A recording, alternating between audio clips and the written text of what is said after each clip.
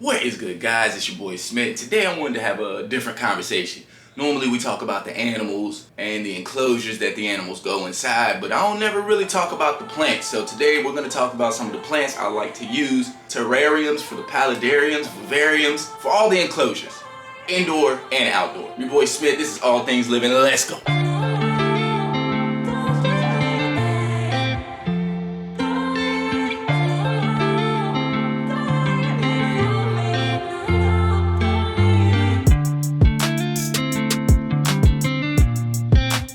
Alright, now this first entry is for your indoor or your outdoor enclosures. Well, any of them can be, but more for your outdoor enclosures.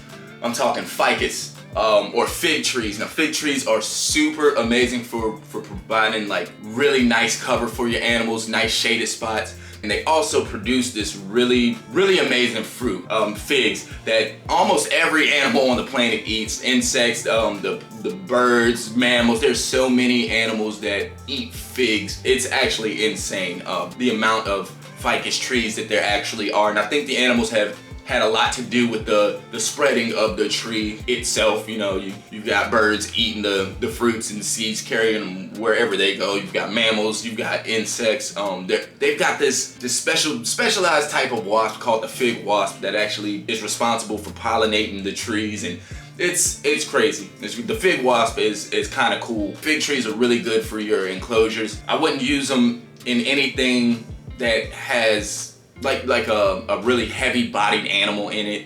If you got a 5-foot Asian water monitor, you might want to use a stronger tree, because he'll probably dig it right up or knock it right out the ground. But fig trees are amazing. Like I said, they're really easy to grow, really easy to maintain, depending on what type you have. Like I said, make sure you do your research and get the right type. You don't want to go get a tree that requires like low light, and then you go put it directly in the sunlight. You're gonna melt it, you're gonna destroy it. And a lot of people wouldn't even know why. You would think, man, direct sunlight should be able to grow anything. There are a lot of plants that can't even grow that way. They need indirect sunlight. But like I said, do your research. Ficus trees are amazing, very good for producing cover and producing fruit for other animals. It just all around very good plant to have in your enclosure. I would more along the lines use it outside, because they could just be free and grow how they want. And also it helps the environment.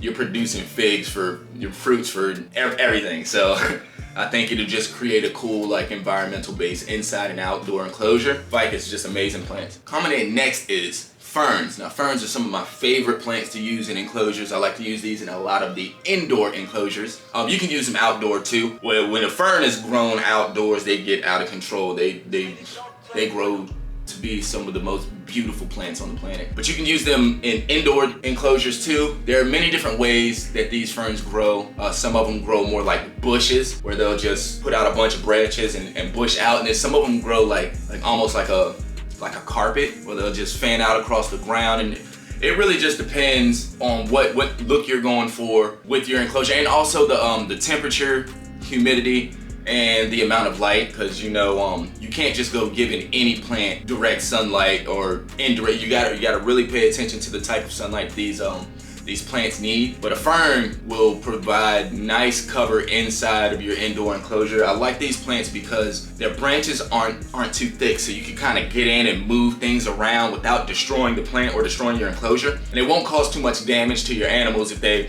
run off and like poke themselves in the eye or something. You know what I mean? Like the plant itself is really soft in nature. It's real easy and delicate inside the enclosure. It's not gonna mess anything up too much. And you can kind of let them go unchecked if you want. Like ferns will just grow and grow and grow, and if you get it right. If you don't get it right, then instantly they're gone. If you get it right, a fern unchecked will just continue to grow and produce just amazing cover. This is a plant I like to use near the water features inside of my enclosures, and it just creates nice bushes and cover in that area. Very soft, like I said, plant.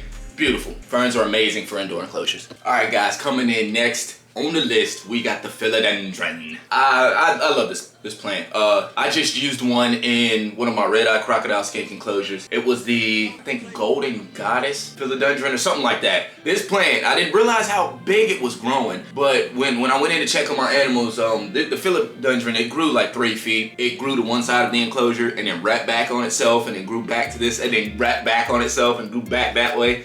So I had this big 3-foot long philodendron vein. It was crazy. I took it out the enclosure because it was way too much cover, but it did what it was supposed to do. Philodendrons are absolutely amazing. One of my favorite plants in the world. Now my favorite plant species, I would say, like, is Bromeliads, but hands down my #1 favorite plant is a philodendron. I'm not gonna say which one, but it is a philodendron. And that's in the case, like, if somebody was like, hey, if you could only have one plant in your house forever, what would it be? It's a certain type of philodendron. Like I said, I'm not even gonna get into it. This plant, it cost me like $125 to even get a piece of it. It's a beautiful plant. Philodendrons are amazing. They have these nice big leaves, very big leaves. Will provide cover for almost any animal under a foot.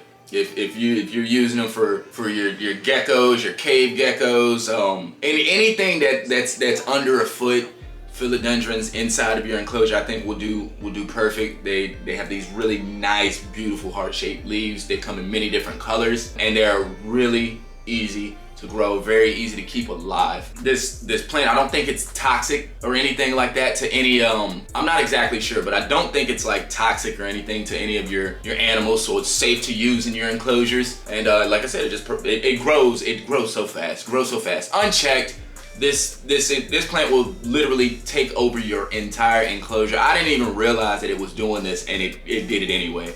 I'm gonna try to provide a picture of the plant before it started growing out of control. And yeah, but yeah, philodendrons, absolutely amazing plants to have in your indoor or outdoor enclosures. Like I said, if just unchecked, these plants they'll touch the sky if you let them. And the philodendron has many different ways it grows too. It can grow directly out of a pot, like right out the ground.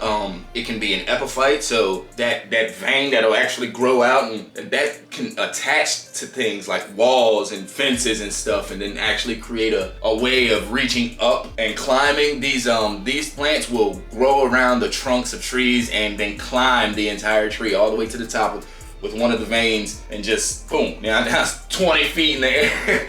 It's insane, but philodendrons are absolutely amazing. Like I said, very, very good plants. They're epiphytes, they're hemiepiphytes, they grow regularly, they grow almost any way. The choice is up to you. What do you need?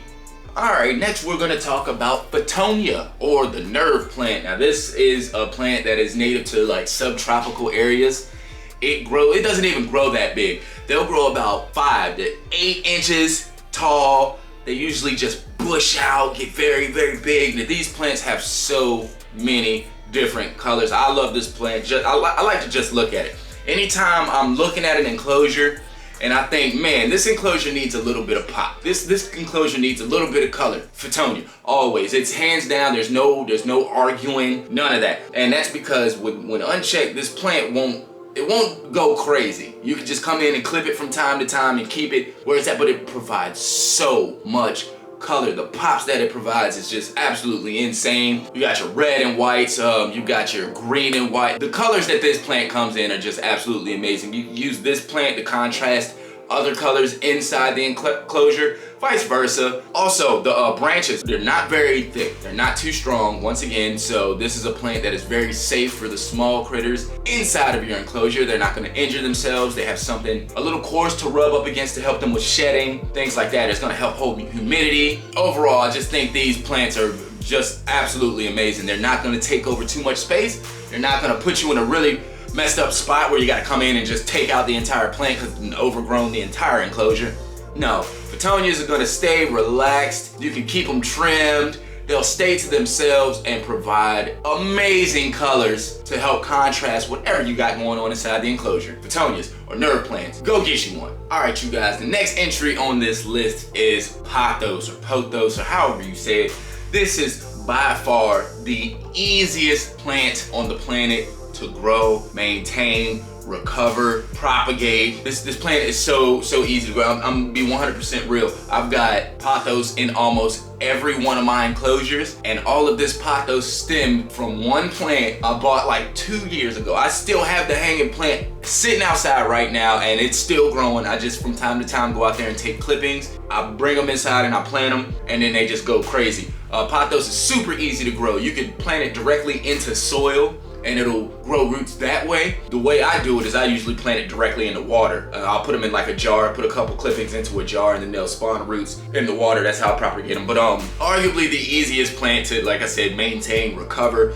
Anytime you see it starts to look a little sad, they're getting droopy, that usually means they need a little bit of water. Give them some water, the same day they'll be reaching to the sky again. These plants are absolutely amazing. They come in a couple different variations, from your regular just straight green pothos to your very light green pothos. I think they call those the neon pothos. You have like the pothos I have in a lot of my enclosures, it's like variegated. It's green and then it has like white spots or yellow spots. That's your marble pothos. There's a lot of different types of pothos, but for the most part, all of it it grows the same, and all of it is very easy to like I said, maintain and just keep. The only thing about pothos is if you have animals that eat plants, pothos is kind of toxic to some plants, or not some plants, to some animals. In most cases, that's not even the case. But you do want to do your research to make sure that you don't have plant eaters eating pothos, so you don't want them to get sick or anything like that.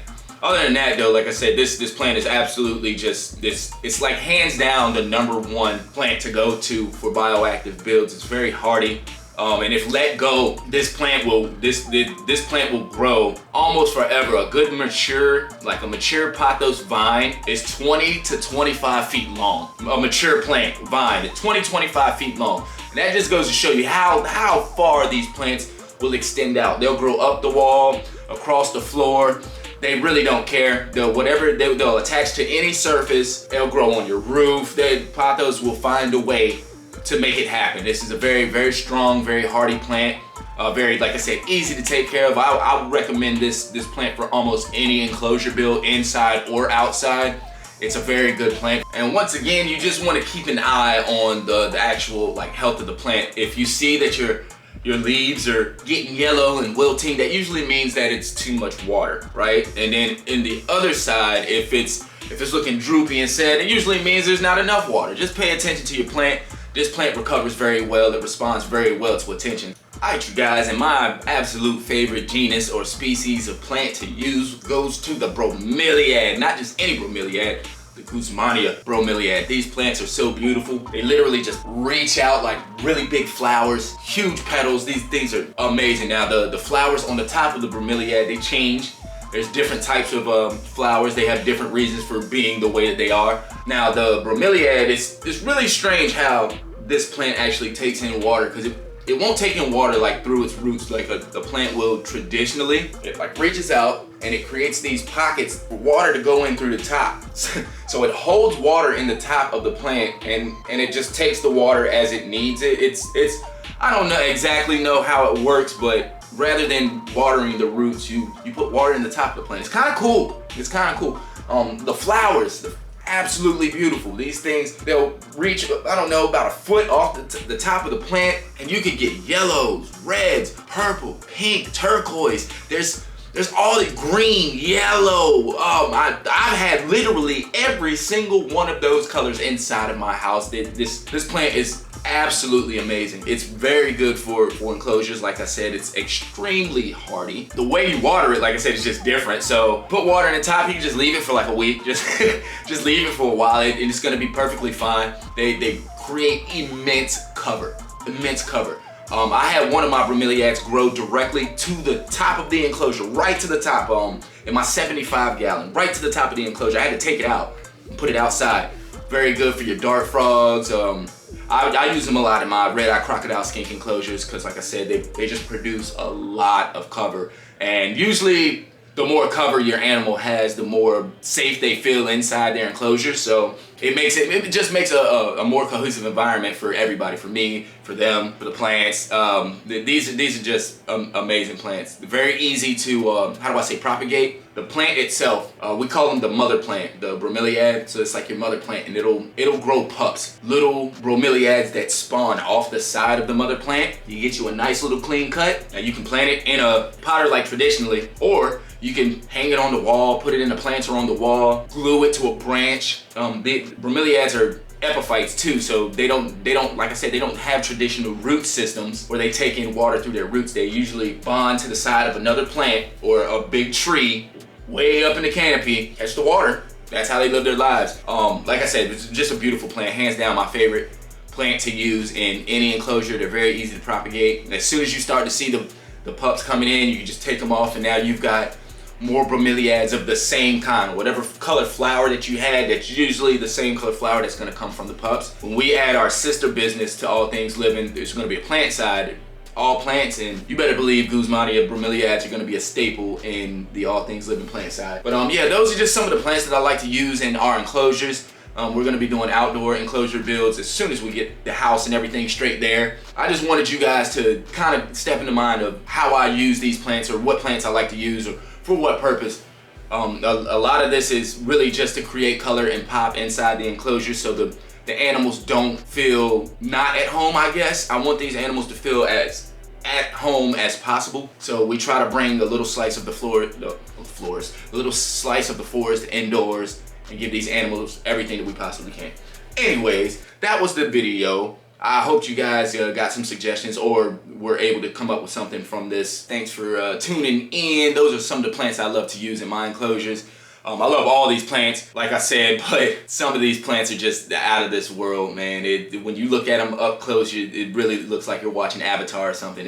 They're just out of this world. I absolutely love them. But hopefully I can help you guys with some of these suggestions, like for your enclosure builds or your terrarium builds, your paludariums. I like to build vivariums too. Sometimes I'll put enclosures together with just plants in them. I love everything. This is All Things Living. So, but I'm your boy Smith. I appreciate you guys being here with me. You could have been anywhere on the planet and you decided to be here with me. That definitely means a lot. I'll see you guys next time. Peace.